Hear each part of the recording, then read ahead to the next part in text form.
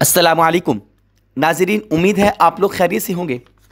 नाज़रीन, क़ज़ा नमाज़ें अदा करने का तरीका क्या है और क़ज़ा नमाज़ें अगर किसी को मालूम ना हो कि उसकी ज़िंदगी में अब तक कितनी नमाज़ें क़ज़ा हो चुकी हैं, क़ज़ा नमाज़ों की तादाद मालूम नहीं है, तो वो क़ज़ा नमाज़ें कैसे अदा करे, किस तरीके से अदा करे। जो नमाज अपने वक़्त पर पढ़ने से रह जाए उसे क़ज़ा नमाज कहते हैं। इसकी अदायगी भी वक्ती नमाज की तरह ज़रूरी है, अलबत्ता इसके तरीक़ा अदायगी में कुछ फ़र्क है। क़ज़ा नमाज पढ़ते वक़्त सिर्फ़ फ़राइज़ और वाजिब वितर का पढ़ना ज़रूरी है, सुनन नवाफिल की क़ज़ा का हुक्म नहीं है।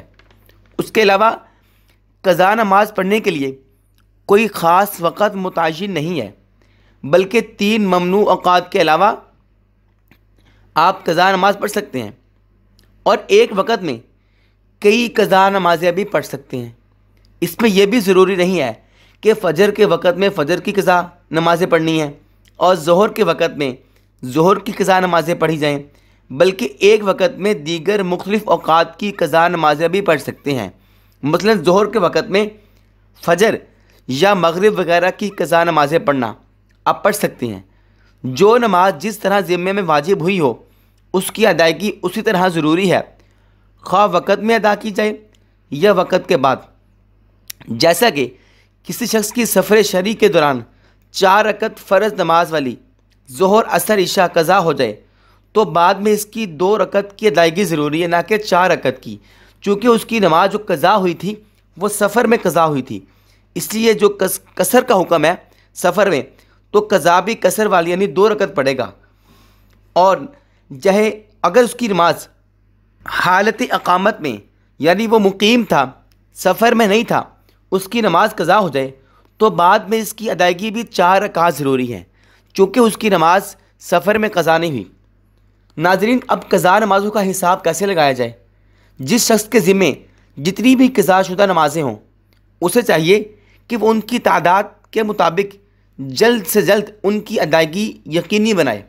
अगर किसी के ज़िम्मे क़ज़ा नमाज़ें ज़्यादा मिक़दार में हों और उनकी तादाद मालूम ना हो तो उसे चाहिए कि अपने बालिग़ होने के बाद से अब तक का अंदाज़ा लगाए कि इस अरसे में कुल कितनी नमाज़ें क़ज़ा हुई हैं। जितने माह या जितने सालों का उसने अंदाज़ा लगाया है उसे अपने पास लिख ले। मिसाल के तौर पर 4 साल, 5 साल, 6 महीने, जितने भी हों। क़ज़ा नमाज़ें ख़्वाह 20 साल ही की क्यों ना हों, उनके मुतालिक परेशान ना हो कि उनकी अदायगी कैसे मुमकिन होगी। आगे बताए हुए अभी तरीका बता रहा हूँ, इसके मुताबिक अदायगी शुरू कर दें और अपने वरसा के नाम वसीयत लिख कर रख लें कि मेरे ज़िम्मे इतनी क़ज़ा नमाज़ें हैं, अगर मैं अदायगी से पहले मर जाऊँ तो मेरे माल में से उनका फ़िदिया अदा कर दें। इसके बाद जितनी नमाज़ें अदा होती जाएँ वो अपनी लिखी मिक़दार से कम करते जाएँ। पहले वो लिख लें कि इतने साल की नमाज़ें क़ज़ा हुई हैं और जो नमाज़ पढ़ते जाएँ वहाँ से काटते जाएँ कि मैंने इतनी नमाज़ें पढ़ ली हैं। और अगर इंसान मर गया, क़ज़ा नमाज़ें बाकी हैं, तो वरसा को वसीयत लिख दे कि मेरे ज़िम्मे इतनी क़ज़ा नमाज़ें बाकी हैं, तो एक नमाज का फ़िदिया एक आदमी के सदका फ़ितर के बराबर है।